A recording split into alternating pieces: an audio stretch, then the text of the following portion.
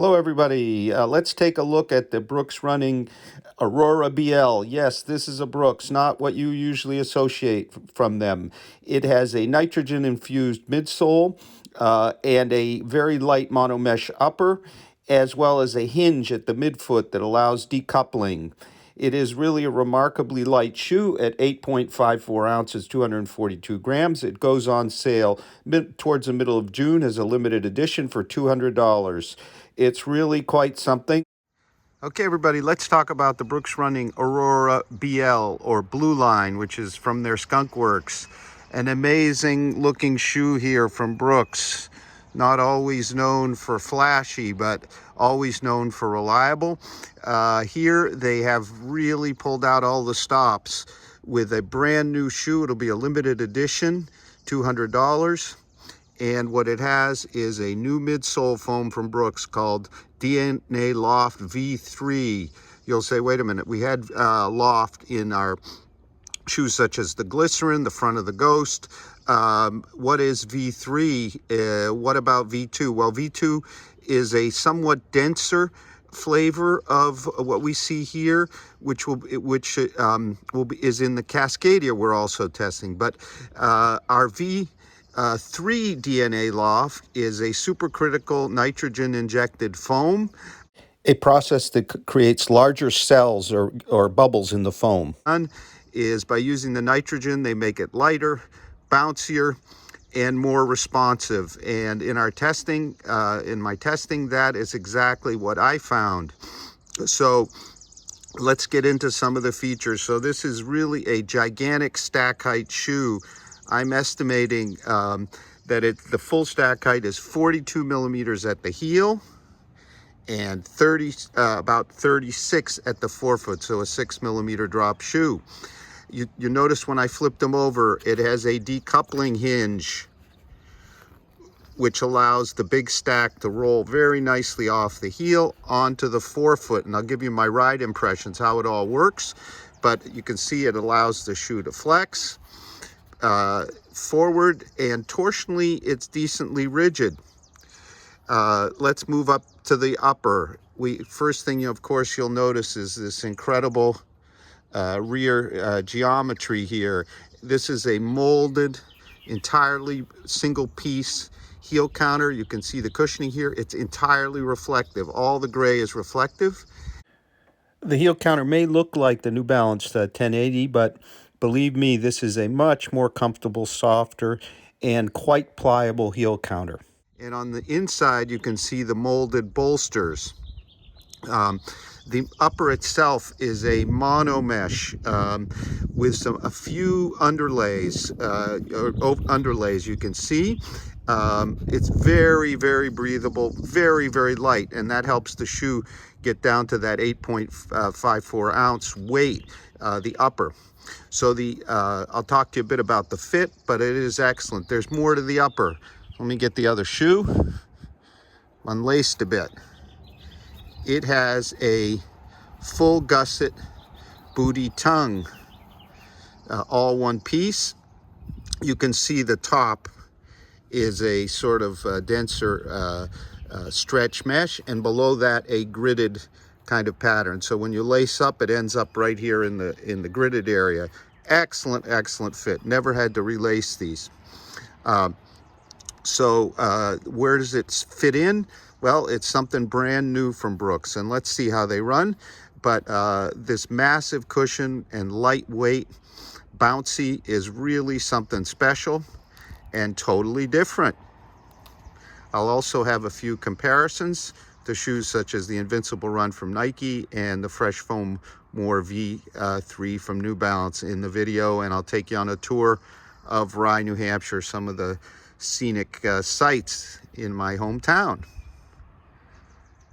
So this is my third run in them, and took another tour of my hometown, and here are just a few of the sights along the way. So we're on a run through Rye Beach here. It's just beautiful. Let's call it the High Rent District. A couple miles from my house. Look at this place. Can't tell you who lives there, but the name you'd recognize. Gonna stop here in a minute. Let's talk about the ride of our Aurora-BL. Well, this is probably the most maximally cushioned shoe I've ever run. It's got plenty of stability. The heel landing is very smooth. Our big decoupling groove is effective. Then you get onto that big forefoot with so much cushion. It favors, I think, a forward to midfoot strike because as my pace picked up, they got less awkward. It's at slower paces while the heel transition is really good.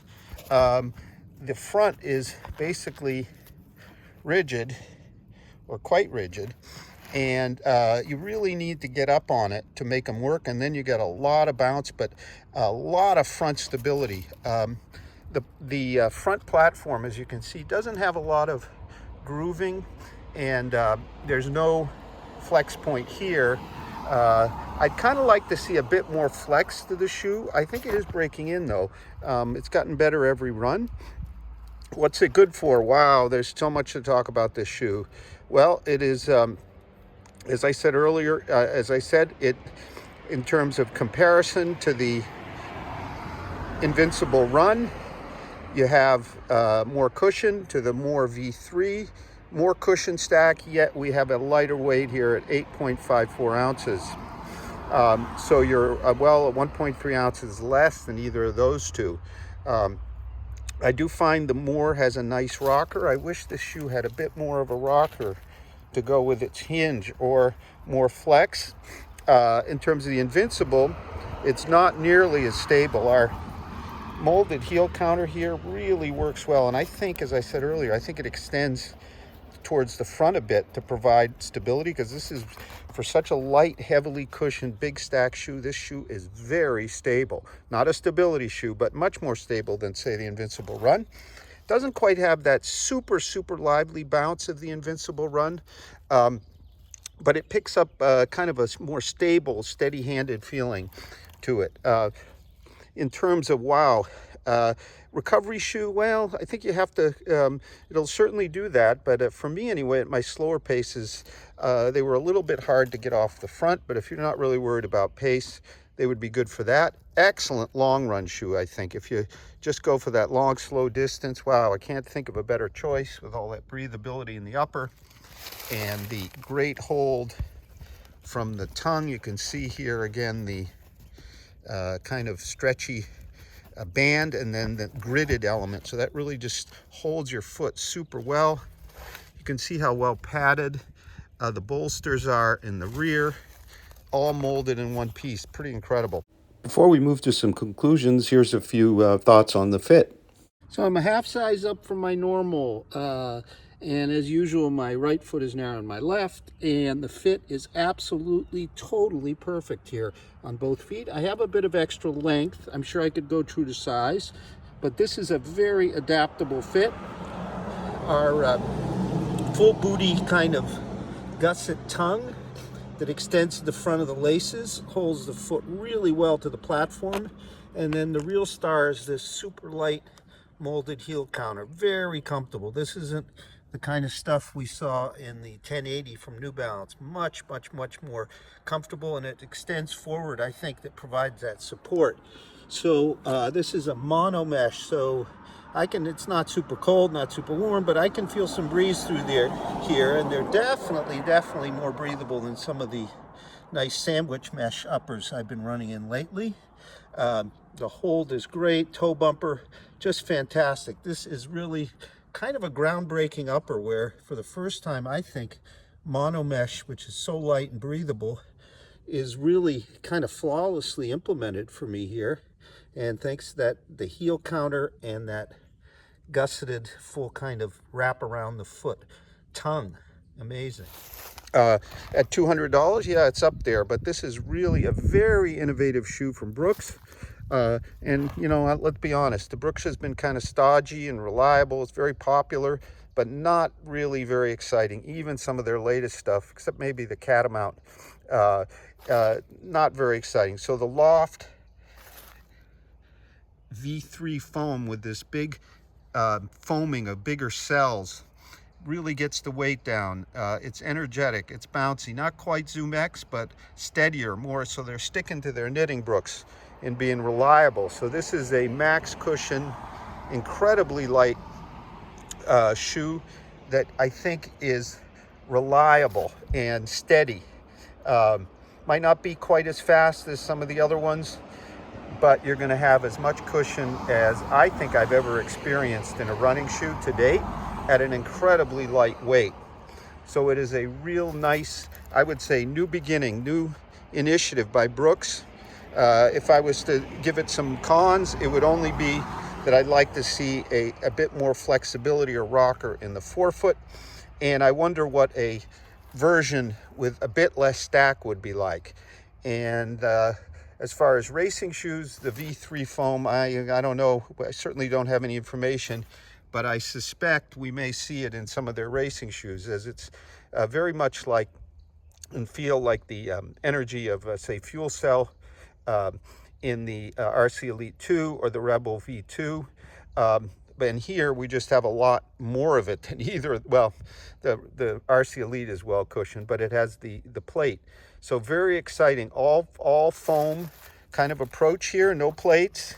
Although I think our heel counter serves as sort of a bit of a stabilizing element to the rear, because I never felt any bottoming out. Look how wide that heel is.